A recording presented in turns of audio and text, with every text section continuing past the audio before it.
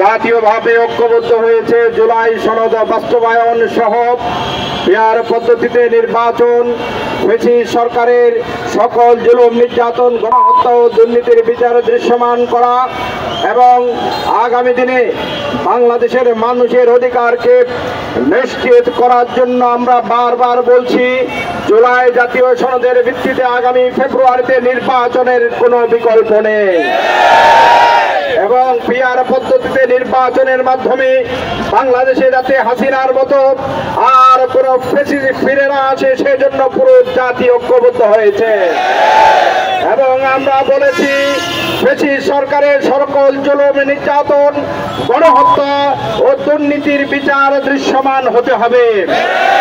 কিন্তু বর্তমান সরকার অনেকগুলো বিষয় নিয়ে কাজ করার কথা বলেও এখনো পর্যন্ত নির্বাচনের জন্য যে লেভেল প্লেইং ফিল্ড প্রয়োজন সেটি তারা করতে ব্যর্থ হয়েছে।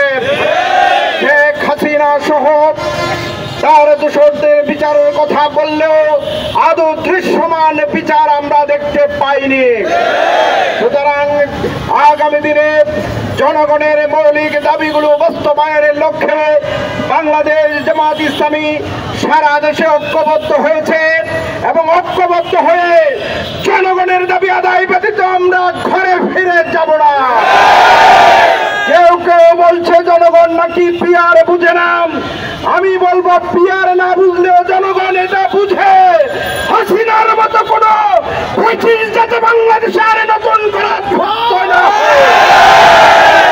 আমরা কি হাসিনার মতো কোন ব্যাপক প্রবল কথিত ক্ষমতাসীন ব্যক্তি দেখতে চাই যারা আইনাঘর তৈরি করে বাংলাদেশের মানুষকে নির্যাতন করে? এরকম কোন ক্ষমতাসীন ব্যক্তিকে দেখতে চাই? যদি তা না চায় তাহলে আমাদেরকে আজকে জনগণের প্রয়োজনে ঐক্যবদ্ধ হওয়ার কোনো বিকল্প আছে? আমরা নারায়ণগঞ্জবাসী আজকে ঐক্যবদ্ধ হয়েছি যে পিয়ারের মাধ্যমে যদি নির্বাচন হয় তাহলে প্রশাসন যেন তেন করে বড় ভাই ছোট ভাইকে নির্বাচনে জিতিয়ে দেওয়ার কোনো সম্ভাবনা থাকবে না। জনগণের নেতা জনগণ বাছাই করে নেবে, জনগণের অধিকার তারা ফিরে পাবে, কারো ওপর কেউ জুলুম নির্যাতন চালাবে না। আগামী দিনে পিয়ার পদ্ধতিতে নির্বাচন, জুলাই সনদ বাস্তবায়ন, ফ্যাসিস্টদের কার্যকর বিচার, লেভেল প্লেইং ফিল্ড তৈরি সহ যে 5টি দাবির কথা আমরা বলছি, সেই দাবি বাস্তবায়নের জন্য আমরা ঐক্যবদ্ধ হয়ে আগামী দিনে বাংলাদেশকে একটি সুন্দর ন্যায় ইনসাফের বাংলাদেশ হিসেবে গড়ে তুলতে চাই।